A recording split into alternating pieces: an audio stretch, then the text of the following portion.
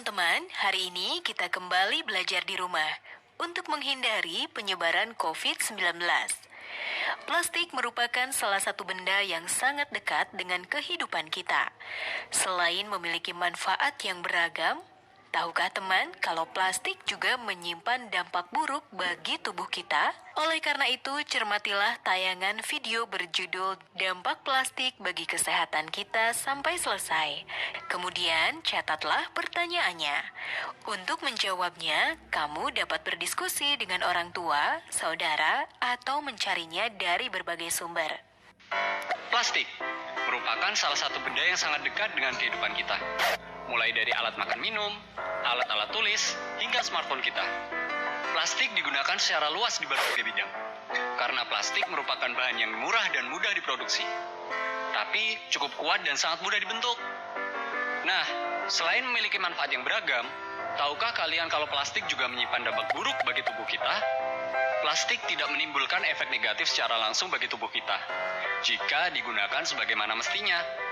Contoh, kalian tidak akan mendapat efek negatif dari plastik ketika kalian duduk di atas kursi plastik atau ketika kalian memegang sesuatu yang terbuat dari plastik.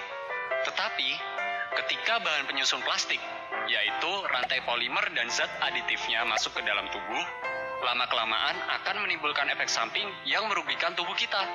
Lah, emang gimana caranya plastik masuk ke dalam tubuh? Kita kan nggak pernah makan plastik. Kita tidak perlu memakan plastik untuk dapat terkontaminasi oleh polimer.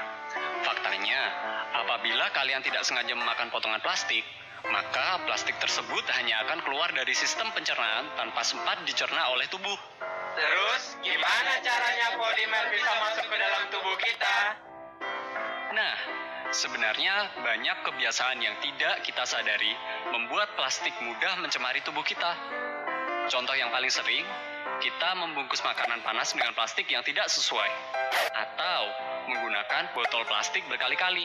Padahal, botol tersebut hanya didesain untuk sekali pakai.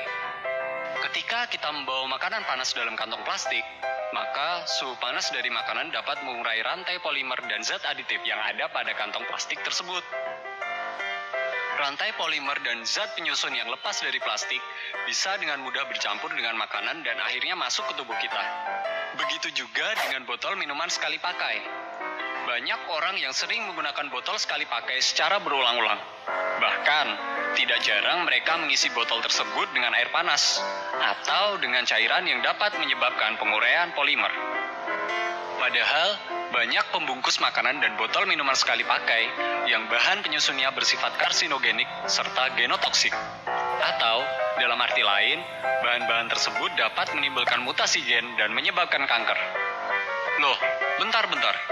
Bukannya banyak produk-produk plastik yang katanya food grade, aman untuk membungkus makanan panas, bahkan katanya bisa masuk microwave.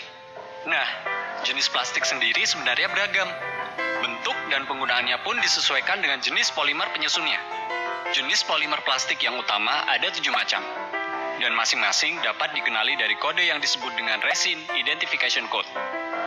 Biasanya, kode identifikasi ini dicetak pada produk plastik berupa angka yang dikelilingi dengan 3 anak panah yang berbentuk segitiga. Contohnya, PET, HDPE, PVC, LDPE, PP, PS, dan lain-lain seperti ABS, akrilik, dan polikarbonat. Nah, dari 7 kategori plastik tersebut, ada 3 contoh jenis plastik yang paling sering kita gunakan, yaitu PET atau polyethylene terephthalate, biasa digunakan untuk botol air minum kemasan. Polystyrene biasa digunakan untuk wadah makanan sekali pakai. Dan LDPE atau low density polyethylene biasa digunakan untuk plastik kresek. Kode identifikasi ini sangat bermanfaat karena dari kode ini kita bisa menentukan jenis plastik apa yang aman digunakan sebagai tempat makanan dan minuman. Seperti plastik dengan kode resin nomor 4 dan 5, merupakan plastik yang paling cocok digunakan sebagai wadah makanan atau minuman dan dapat digunakan berulang kali.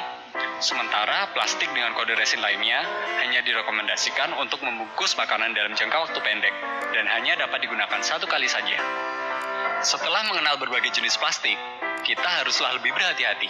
Karena ternyata penggunaan plastik akan berbahaya jika tidak sesuai dengan fungsinya. Maka dari itu, sangat penting bagi kita untuk lebih memperhatikan jenis plastik apa yang akan kita gunakan. Nah, teman-teman, sudah menyaksikan tayangan tadi ya?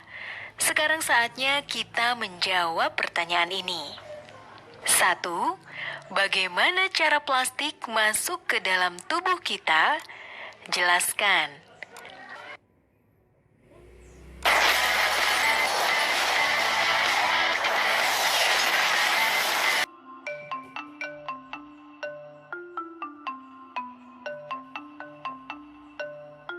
Plastik.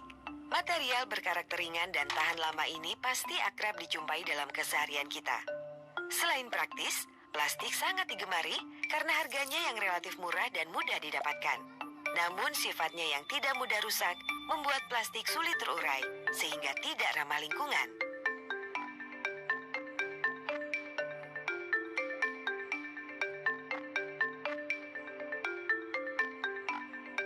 Sebagian plastik berasal dari material alami, seperti minyak bumi dan karet yang dimodifikasi secara kimia.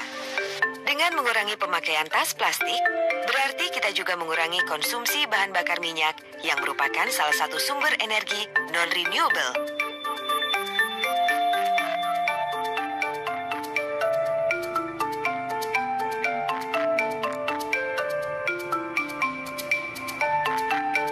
Plastik membutuhkan waktu puluhan hingga ratusan tahun untuk dapat terurai secara alami.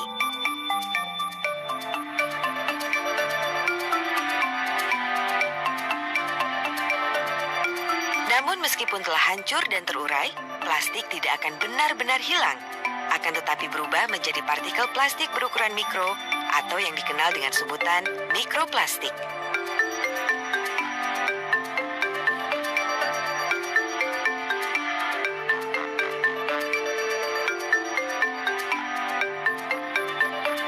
Bisofenol A atau BPA dan phthalates atau DEHP merupakan zat yang terkandung di dalam plastik. Berbagai penelitian menyatakan bahwa kedua zat kimia ini berdampak buruk terhadap kesehatan karena berpotensi merusak hormon dan sistem reproduksi. Bahkan bersifat karsinogenik apabila terakumulasi secara terus-menerus di dalam tubuh.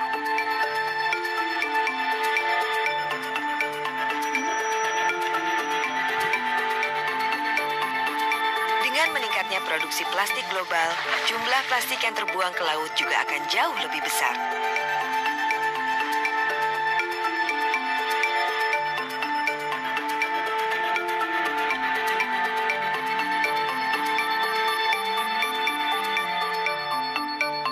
Hewan laut yang menjadi bagian dari rantai makanan akan menelan plastik termasuk partikel racun di dalamnya, yang kemudian pada akhirnya kembali ke atas piring yang kita makan.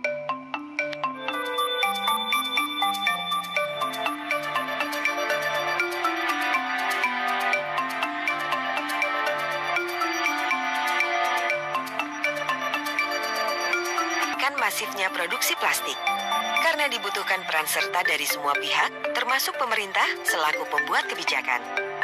Lalu, apa yang dapat kita lakukan? Semua orang dapat menerapkan prinsip 3R dalam keseharian. Cara termudah adalah dengan mengurangi penggunaan produk plastik sekali pakai, misalnya mengganti kantong plastik dengan tas belanja.